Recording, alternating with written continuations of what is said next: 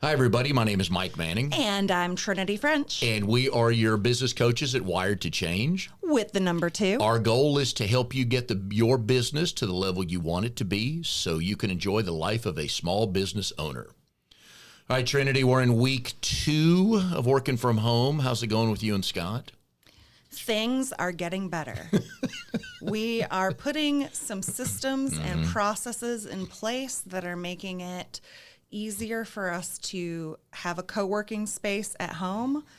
I don't know why, but when I go to a co-working space like the City Club or HQ or something where there's a bunch of other people around that I don't know, I'm completely capable of working. But for some reason with him and being at home, I think because I was so used to working at home by myself, it has just thrown me through a freaking loop. And same thing with me and Becky. And so she finally went upstairs to work and I'm downstairs and you know me, I'm just loud and she shuts the door and she still hears me, even though I swear I'm whispering. I would bet $100 I'm whispering and that ain't happening. So, well, for you, even a whisper is a roar. Oh gosh. Yeah. So anyways, I will turn the introductions over to you because you do it best. Okay. We are here with Dr. Dauv Evans, the very, very, very, very, very, very, very special guest.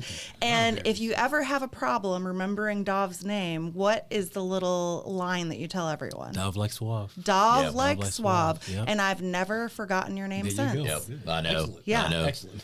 Dauv is with the Galas Collective. He is a speaker, trainer, and author. My first question is, where does the name of the company come from?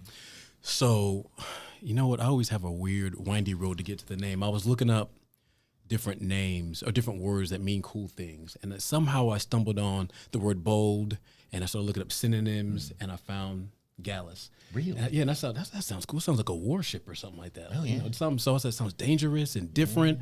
And I found other words, but that one just stuck. So the next day I was like, I'm going with it. And then people always ask me, Gallus, where'd that come from? A few people like to look it up beforehand. So it's like a conversation piece. So I like that. It's like we were attacked by the USS Gallus, I know, right? That sounds real good. Yeah, they launched some fighter jets off the USS Gallus. I'm going to change the name of my company again, actually. USS Gallus. I met Dauv Through me. 8 months ago at one of your wine and wisdom. I'm losing track of time. Yeah. And just sitting at home is not helping. No. At the Wine and Wisdom event that Trinity puts on once a month, and your topic was Be a Boss.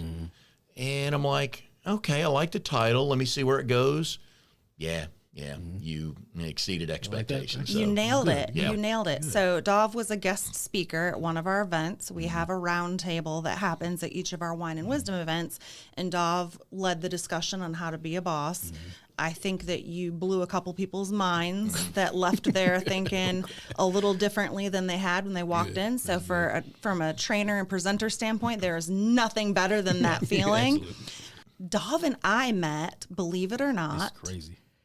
in 2013. Yeah, like 2013. And at a wind down event, not Wine and Wisdom, but a wind down. And I know this because he walked into my Wine and Wisdom event and I said, you look really familiar. I think we've met before. And he's like, I don't think so. Yeah. And I was like, and I went into my database and boom, sure enough, there it was. I had a little note of when I met him and his name and then it all came flowing back. So that is why I'm always like, people, keep your database up to date because you never know when somebody's going to come back into your circle.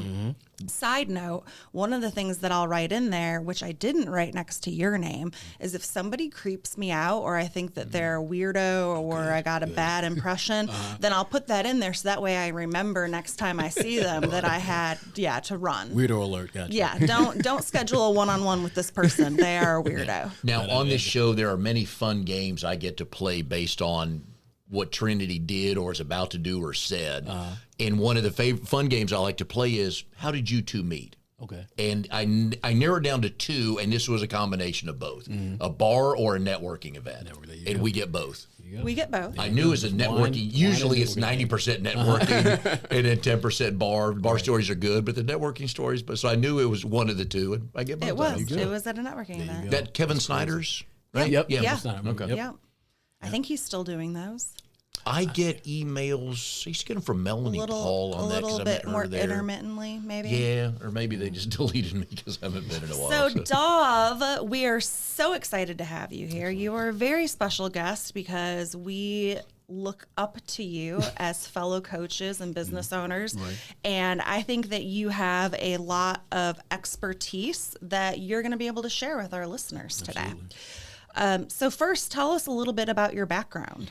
Sure. Who is the Dauv? I know, right? That's a big mystery. You have to really. And where does the name come from? Where'd you folks get that from? Well, if I told you, Mike, I'd have to take you out. But I can say this though. That's not my full name. That's only a part of my name. So it's Dauv. And all through school, people would just jack up that name. Oh, yeah. So one day I was like, you know what? I'll just shorten it to Dauv. And then people were very creative and said, Dauv? And I'm like, no.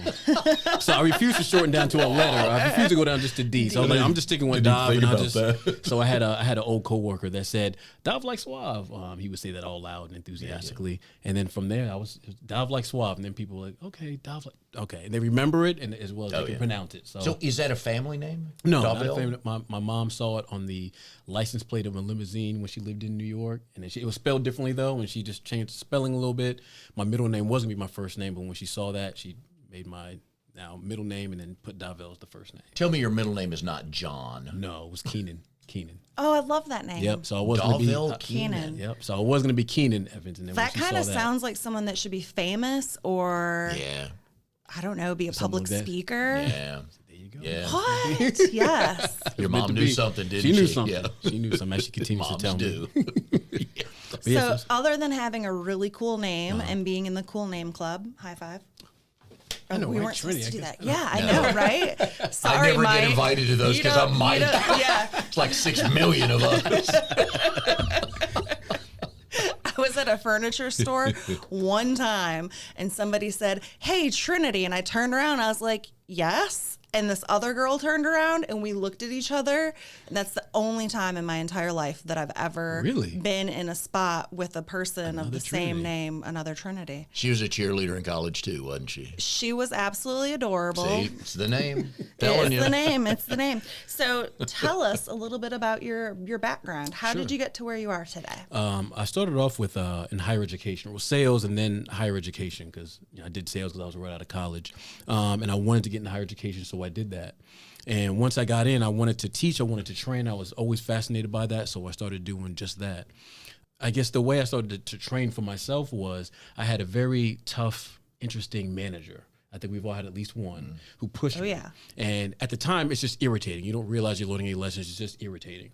But one day we had we were doing some event and we had a speaker, and the speaker dropped out last minute. So she came into my office with like an unusual tone. She's like, Dauv. And I'm like, oh, that's not how she talks. And she said, we had a speaker for this event. They dropped out. We all thought maybe you should do it. And I said, okay. So you can go home, prepare. We'll give you, the topic. We'll let you, write the material. So I did it. And I was nervous because I was like, it's, if in a few hours. And I'm like, what should I wear? And so I did it. And when I finished, I thought I did a horrible job.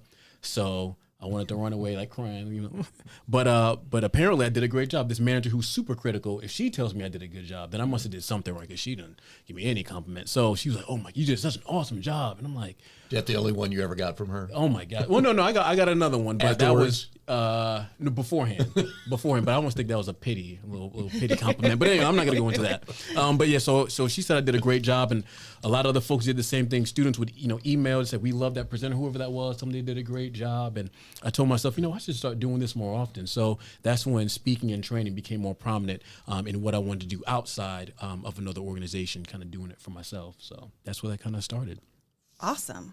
For sometimes when we're thrown in the fire, we have no idea that it's like when the forest burns down, but it actually opens up all of the pine cones and lets out new seeds. Right. You got a seed inside of you didn't even know until you got thrown in the fire. About that, absolutely. And imagine if you had 3 days to prepare for that. Oh my goodness. Versus 3 hours. I probably would have passed out. So much time I would have chickened out. No, exactly. Yeah. Right. But sometimes having less time for us procrastinators is exactly what we need to be very creative, and you just have to and you don't have time to stress over it. Triage and come up with it, and you don't have too much time to think about it and mess it up. Right, absolutely. There's a young Dauv out there somewhere listening, and they want to be, they think, you know what, I could be a speaker. Based on what you knew from that point, what kind of advice would you give them now starting out? I'd probably say find your voice. And I guess what I mean by that is, so everybody has their unique value proposition, if you will. I would definitely say find your voice. What is yours? Because there's a lot of people, as you all probably know, who, they speak as well, they train. And I think one thing that's easy to do is go online and go, oh, okay, leadership, I can do that. And of course, that's too generic. And, who are you? People want to know you. They gravitate to stories. So what's your story? And once you find the unique element of your story, that's your unique value proposition. And that's where you're going to start and kind of use as a foundation to talk about leadership or diversity or organizational dynamics and things of that nature. It's going to start with your story, your approach, your perspective. So, but I think it's easy to skip over that and go right to the books and what did someone else say? Yeah. It's like, well, what do you say about that? What's your background, your perspective have to say about those topics? So find your voice. About, I guess 4 months ago, maybe 5 months ago, I joined Toastmasters because I thought I wanted to be a good leader speaker in our podcast, right, but also would love to get in. I do some B&I training, would like to get into more public speaking because I enjoy that. No easier place to be than on a stage in front of people. Right. I don't get it. Why other people don't like it. It's just the most comfortable place. And I thought I was going to join to become that motivational speaker. Mm-hmm. I thought I've been around a couple coaches, and they're like, man, okay, where's the wall I can run through once I get done coaching? And I tried a couple of those that I had to study, and that just wasn't me. And about a month ago, I just started telling some funny family stories. Right. And what I told the other day, when my wife and I were dating, and her sister and her now husband, the four of us went camping right in between Austin and San Antonio, okay? In New Braunfels. And the river, everybody's tubing down the river and everything. And Becky and Holly told us, me and Jim, to set up the tent. And we're like, that's not really us. And they weren't happy, so they set up the tent. And Jim and I were supposed to go get firewood, and we thought, I bet we can hit 9 irons over that river. Okay? And so I started telling that story, and it went over well. So speaking of finding your voice, that's where I found to be more comfortable because I don't have to study for that. That happened. Right. I just got to make sure the details are good because people love my wife, Becky, her sister, Holly, husband, Jim, and they get the details, and you paint the picture. Absolutely. So I'm learning like, so I'm glad you said that because that just dawned on me about a month ago. It's like, oh, that's what I really enjoy doing, just tell goofy stories about the family. Yeah, and now I got to figure out. That's because you are goofy. But now I've got to figure out how to apply them in a business setting. Mm-hmm. So I tell the funny story, okay, don't hit golf balls over a river of people tubing. Right. And if you do, don't slice one, and because I almost hit somebody in a tube. Right. That's where the funny story was. Right. So then so now my next step is, okay, how do I make that pertinent when Trinity and I are doing a presentation for a client or something, and we're speaking to them to make a point how to do that? So I digress, but thanks for saying that because it made sense to me. So find your voice. How did you find yours?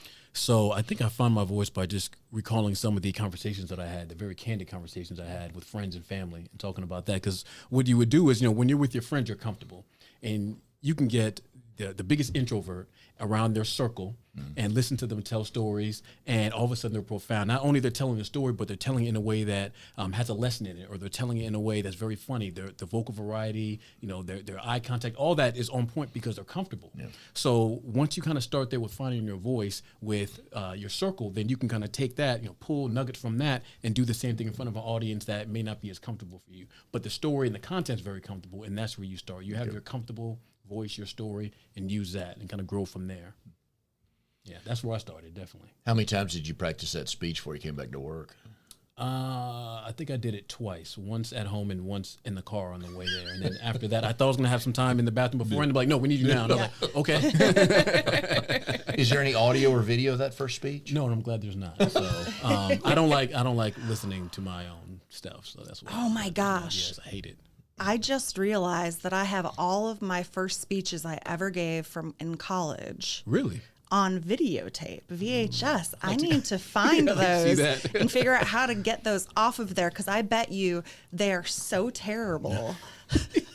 Wait, are you going to delete them or put them somewhere to keep? I would keep them somewhere because Drago, you can get cheap VHS onto something else to archive her great speeches. See, there we go. Done. Yes, Done. I got one. Absolutely. I got one like that too. VHS, so Do you? yeah. Yeah, so we can Do you have have a VHS player? I don't. See, that's the B part. You need a I know player. you need a player to play it. I'm glad there's not, so it'll just remain on the VHS. For those of you who are wondering what a VHS know. is, Call your parents. It's a Long funny time ago. story. Yeah. so Dauv, I know that you are a speaker and that you do training and that you've written a couple of books. So tell us about the scope of is it all one business under Galas Collective? Do you have multiple arms of that? Tell us how your business is structured. So right now, so it's the Galas Collective, which is essentially, again, my speaking, my training. And then last July is when I started the Gallus event, which I guess is another arm of the Galas Collective. So the Gallus event is a bi-monthly networking event or social that I have for Black professionals in the Raleigh-Durham area. And the reason why I started that is because I was talking with some colleagues, and we were talking about other networking events that we've been to. And I had a handful, that I enjoyed. I was like, well, I do like this one and this one, of course, one of them being Wine and Wisdom. Wine and Wisdom. And of course, I talked about that, and I talked about, I think, 2 others. Outside of that, there was like 15 or 20 others that I said that we talked about that we didn't really like. We said, well, it's missing this. We don't like that. A lot of them were kind of stuffy and boring. So we started talking about, what if there was one that looks like that? So I had this little thing in my head. I'm sure everyone's had that. We're like, you should do it. And like, I'm not doing that. I don't like to do that. I like to speak at events. I don't like to put on events. But then you have that other voice saying, well, if you don't do it, then you can sit around and wait for someone else to do it. So that's where that came from. And I recognized slowly but surely how many opportunities came from that. The folks that I met, how fun it was to collaborate with other people putting on the event. And at the same time, again, it really brings people to you. Instead of you going to an event, which is great, obviously, it's a different dynamic when you put on the event and the folks, come to you, and then you're able to grow the event from there. So now we're in the process of adding on other sponsors as well. And we might have to get a bigger venue. Once we resume the event again, we might have to look for a bigger venue because it's growing awesome. from there. Are you going to be pivoting to doing it some way virtually in the meantime? Now that I'm still up in the air, but I'm thinking about possibly doing that. There's a lot of elements that that we had a part of the event, like the live music and things of that nature, that I want to see how can we still keep the vibe and the feel of the event and do that virtually. And still do it. Yes, and still maintain the integrity of the event. So that would be one challenge. I obviously still want to keep it in people's minds, though, right? So you still want to have things out there saying, hey, we're still thinking about you all, and we have our next event, who's our next speaker, things of that nature. That's actually a wonderful example for people. A lot of times we think, oh, somebody will hire me for that, or somebody will call one day. And you did what most of us should be doing. It's what Trinity and I are going to start doing once everybody can go back outside again and gather together, is just start your own. Right. Because all the other events you went to probably had one element that you liked, but they didn't have all of them. All of them, right. And you just took all the 8 or 6 elements you liked, and you know what? That's going to make my event. And people should just start their own. They'd be surprised. You're probably pleasantly surprised at how many people showed up at the first one. No, I'm not actually. It was like me in the chairs. Oh, really? Yeah. But that's a better story. But that is how, when you start a group or an event, it doesn't just grow. It's not like, for my Wine and Wisdom event, that has morphed over time, and I have anywhere from 15 people that'll show up to upwards of 40. Okay. And that's a really good group of people that are coming to actually be in a discussion because they know that they're going to get called on, that they're going to have to talk to each other. Right. There's forced networking involved where, I'll have them play bingo or other fun games to get them working together and getting people to talk to more people than just the 1 or 2 people that you first meet when you get into a networking event. But my number one piece of advice for anyone that's thinking about doing it is that you just have to get started. Right. Just get the date on there. It doesn't matter if nobody shows up. Right. Even the activity around inviting people will help to promote yourself and get your name out there. Right. Absolutely. The first training session we did, God, we're going back 6 months ago, we had 3. Okay. But you learn. Right. But we had 3. And you had 3. So and it's more, and I'm sure you all looked at it more of an opportunity because you're able to learn from that. You say, okay, so this is what we did. Here's the result. What can we tweak to actually have different results for the next event? Exactly. I know that's what I did for mine. So I had a few people. It wasn't just me in the chairs, but I only had a handful of folks. But those handful of folks loved it, and I was able to talk to them one What did you like? How did you hear about it? Things of that nature. I took that data, that information, and then it grew for the second one, the third one. And then now it's like the last one we had. I think the beautiful thing I liked about it is I love seeing the people that hang around afterwards to talk to the speaker because they want that last little nugget, and that tells me they got something out of it. We're 20, 30 minutes over. They're trying to kick us out and be like, I got to talk. I want to one last question, or they're still exchanging information. I'll make sure, and that's what I wanted to see. So and that's like somebody commenting on your social media post versus liking it. Right, absolutely. They took the time to stop and talk to you. Right. How many of those events have you run now? 6. Right. I want to say 6 of those, yeah. How many jobs, opportunities, whatever you want to call that, you think came out of? Oh, there's got to be tons. There's got to be tons, only because I try to talk to the folks out there and see, what type of information do they want? What would they like to hear next? What's some of the, gaps in their professional development that still exist? And I try to get speakers to actually speak on that. And the other thing I love about it is giving other people a platform. So obviously I'm a speaker, I'm a trainer, I can do it, but I want to give other people that platform. And I love being able to do that because I see, like you said, the young Dauv, the person that wants to be a speaker. There's tons of those out there, and they have a lot of good stuff to say, a lot of good things to share. So it gives them a platform to be able to do just that. And there's room for everybody. Right, absolutely. I mean, there's enough events to hire all of you on the stage absolutely, that night. absolutely. You probably do 2 a night if you wanted to. Tons. So yeah. Awesome. Let me say the reason we got Dauv today is because he can't travel. So we're thankful that we're not thankful all this is going on, but we've been trying to get him on, but he's in such demand. He travels all the time. And we were able, it dawned on me last week when I emailed just like, nah, he's not traveling. He can't. Yeah, I can't go anywhere. He's like, he's stuck. He has no choice. But so 2 things out of that. You started your own, and it was not a hit, not a success, but a hit. Yes. Yeah, I would definitely say that. Something good came out of it, Absolutely. and you're 6 in now. You've got numerous jobs out of it. So just start your own event. Absolutely. Low budget, because you can't afford the Marriott, the grand room in the Marriott. You're not going to pay $12 grand. Right. There's plenty of free places to find to hold an event and a sponsor. So good story. Yep. Fantastic. In addition to your networking event and the training and speaking you're doing, you have also authored a couple of books. Right. So with the books, let's see. So I'll start with my first one I did, Don't Forget to Breathe. And that book came out of a little mantra I used to have where I still say it. I say it to my kids. I make them meditate every morning. And I say at the end of the little meditation minute, I say, you're going to breathe success. You're going to inhale opportunities and exhale results. So that means, I go by the idea, the concept that, opportunities are everywhere. Even with this current situation, there's opportunities everywhere. And if you want to be successful, I think the most successful people are able to actually see some of those opportunities. So for me, it's inhaling opportunities, take those in, and then exhale results, doing something with those opportunities, right? So that was essentially what that first book's about, being able to see those opportunities and make something of it. And that was great. That was to help launch my speaking career. My other book was more of almost a hobby, accidental hobby, which is a long, funny, windy story.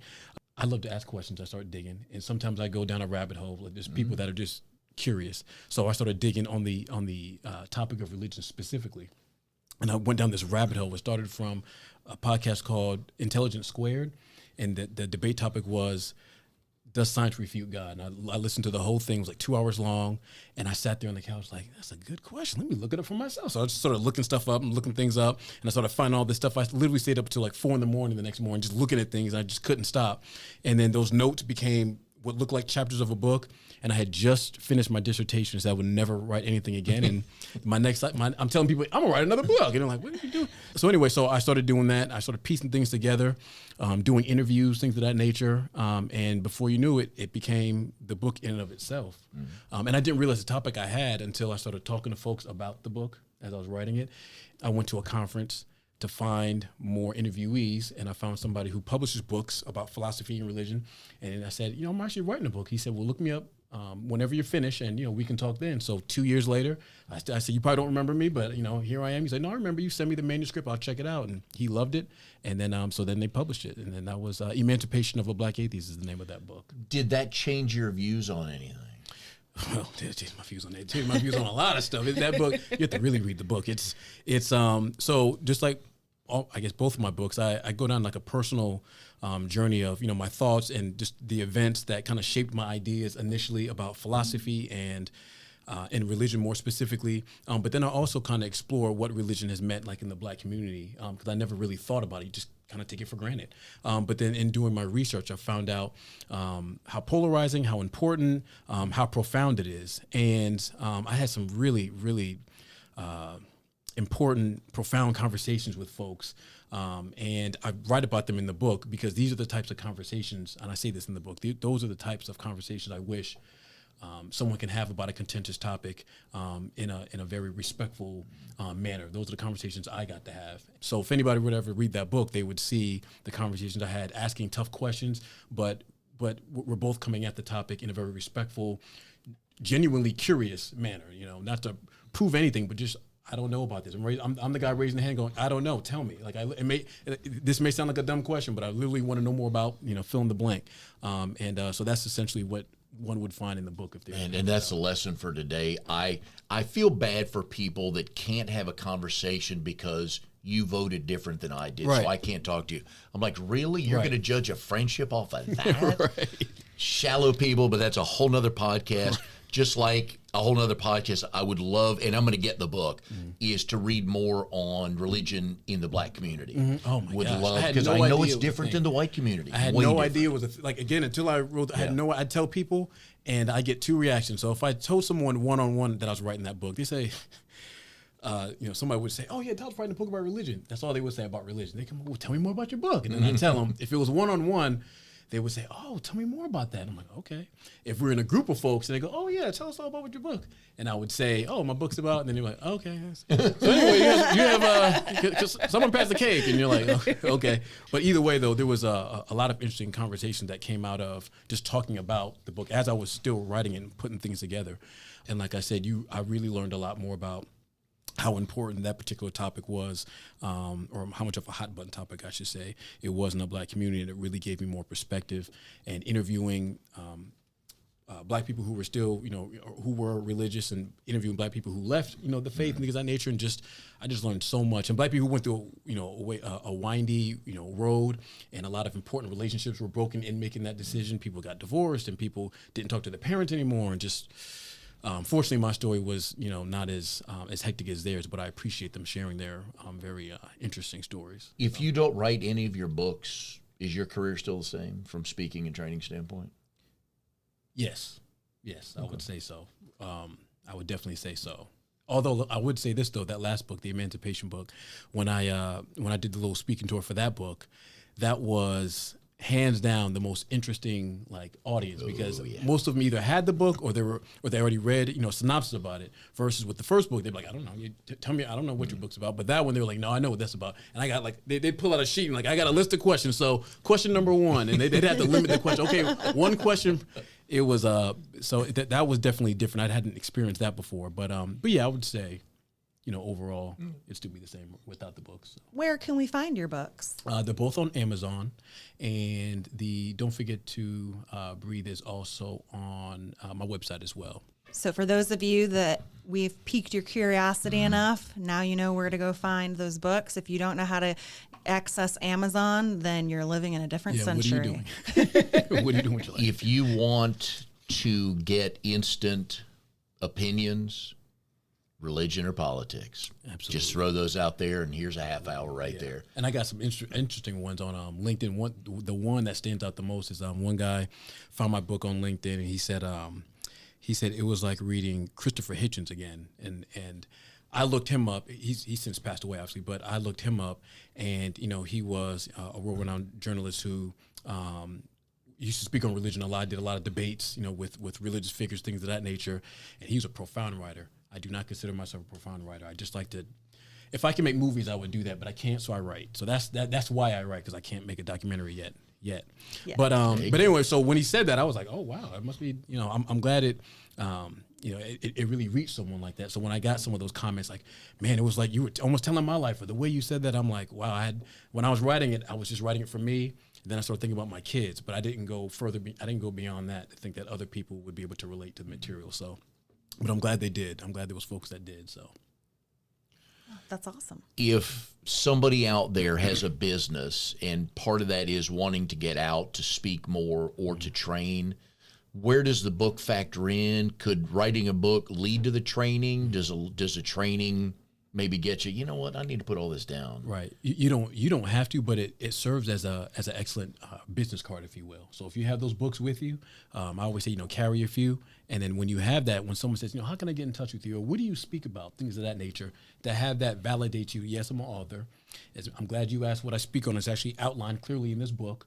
And then it serves as that calling card. I can't remember that one person. Oh, here's the book right here. And here are the chapters. And here's the contact information. Here's what he speaks about. Because you might forget half that stuff later on. But you got that book with you. That can be a huge piece as opposed to giving out a business card.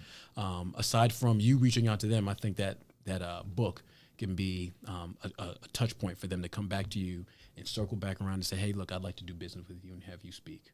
If you have 2 words to explain what you do, what are those 2 words? Educate and relate. Through speaking and writing. Through speaking and writing. That's and more coaching. than 2 words, Mike. Yeah, I know. Via, that's the But as SEC grads, we need clarification. I need to make it a little simpler here. How does your mom tell her friends what her son does? I don't know. Actually, that's a good. I have no idea. That's a good question. My son, he's awesome. She probably doesn't say anything. Well, specific. yeah, I mean that's a given. I didn't go there. I don't probably know. speaker first, would she? No, she probably say trainer because I've trained with her a few times, so she probably cool. recognizes me as she has her own marriage training business, and she's done that, and I've helped her out with that quite a few times, which is really fun.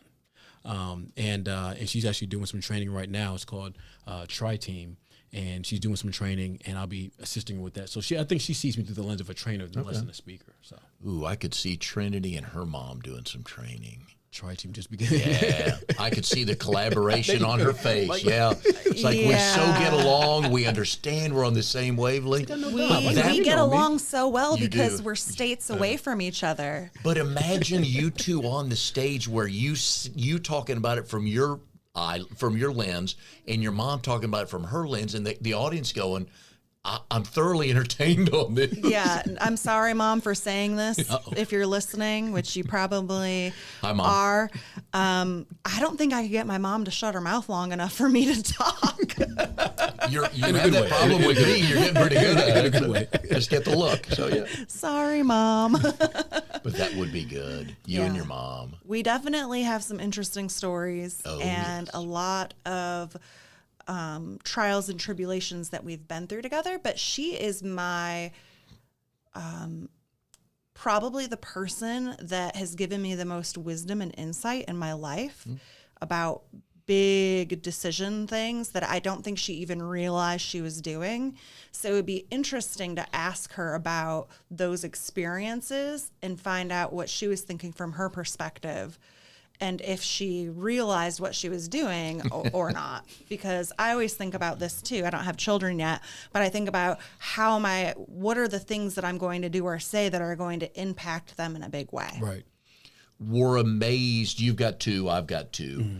You're amazed at what they remember. Mm-hmm. But us as kids, I would have that same conversation with my parents as well. Like, you remember that? Right. Like, it's like Mount Everest of what I remember right there. Yeah. So you never know. It's that little nugget where she's not trying to lecture or tell you what to do.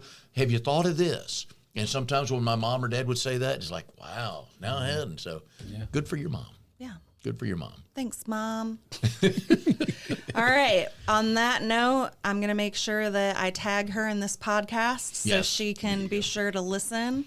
I've started doing show notes and things mentioned in the show, so I'll put your mom's name in there so they can Google her, and I'll put your mom's name in there, too. Big shout out to Vicky up in Michigan. There you go. Vicky from Michigan, you're on the air. Go ahead. What's your call? Speaking of taking advantage of an opportunity, not taking advantage of people, tell people what we're doing during this time for small business owners.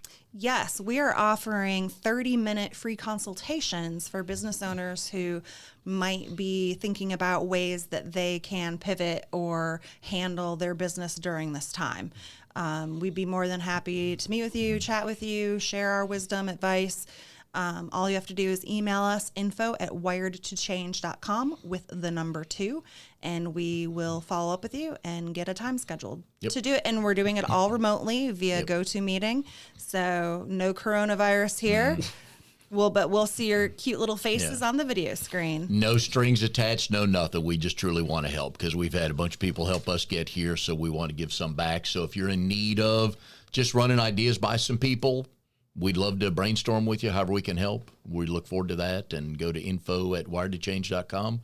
Let us know. We'll get a schedule for you, see if we can help you. In the meantime, we'd love for you to rate, review, and subscribe on our podcast. I always struggle with that. I finally got her to say it right now. I'm forgetting what the first one is. Rate, review, and subscribe. You can find this podcast on all major podcast platforms. Every Tuesday and Thursday morning, it'll be out. So we can use your help growing our small business. Yes. Thank you very much. And we will see you next time on our Wired to Change podcast.